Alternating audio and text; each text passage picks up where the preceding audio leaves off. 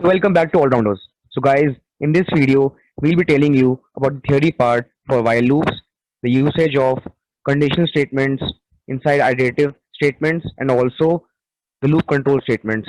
So what are while loops? So with the while loops, we can execute a set of the statements as long as the condition is true. So guys, inside while loops, we need to specify a particular expression, and till that expression becomes false, the statements will continue to execute, and that's the main logic behind while loop.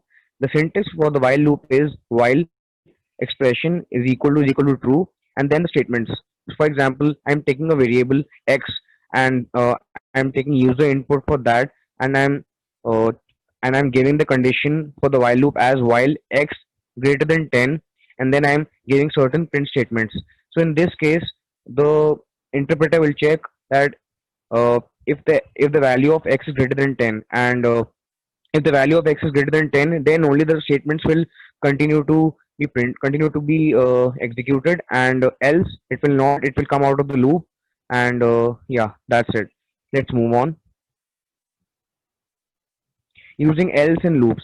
So guys, we can also use conditional statements along with iterative statements. We can use the else in the loops, means that we can use the conditional statements inside the iterative statements. For example, for I in range, and inside the bracket I'm giving any range, then colon, and then the conditional statement if they basically the if block, and inside if block there's a condition and the statement for that, and then the else block. So these conditions blocks are working inside the for loop, and once the for loop is over, these conditional statements are also over, and the scope is not anymore active. So that was all about the conditional statements inside iterative statements. Over to Bhupendra. So guys, here are the loop control statements. So what are the loop control statements? So guys, basically we can use the loop control statements to come out of the loop, or if we do not want to execute some of the statements in the loop, then we use the loop control statements. Basically there are two types of the loop control statements, which are the break and continue. So here you can see that we can use the loop control statements in both of the loops. In both of the loops means we can use these type of the statements in the for loop as well as in the while loops. So first of all, we have the break statement.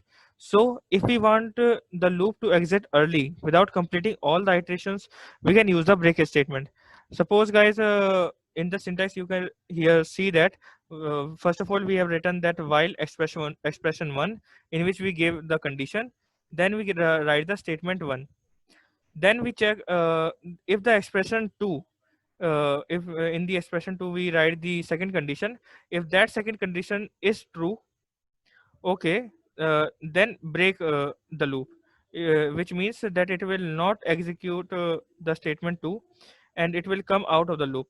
But if the condition is false, then it will not go enter in the if statement, and the break control statement is not worked there, then the statement 2 is executed. So this is all about the break control statement. Then we have the continue. So the continue statement skips the remaining statements in the current loop and starts the next iteration. So in the syntax you can see that while first of all we give the first condition, then it will execute the first statement. Then guys, if it check whether the condition is true or not in the if block. If the condition is true, then it will continue. By using the continue, it will not uh, go out of the loop. Instead of that, it will iterate the loop again, and again it will print the or execute the statement 1. But if the condition is false in the if statement, then it will execute the second statement. So guys, there is a little difference in the break statement and the continue statements. When the break statement is occurred, then it will execute the loop and go out of the loop. But if the continue statement has occurred, then it will not execute the loop. Instead of that, it will iterate the loop again and again execute all of the statements. So that's all about for this video, guys, and thank you for watching this. Guys, this is the theory part, and we implement these all loop control statements along with the while, and how can we use the else statement in the for loop and while loop. in the implementation part, which we will give you in the next video. So stay tuned, guys, and thank you for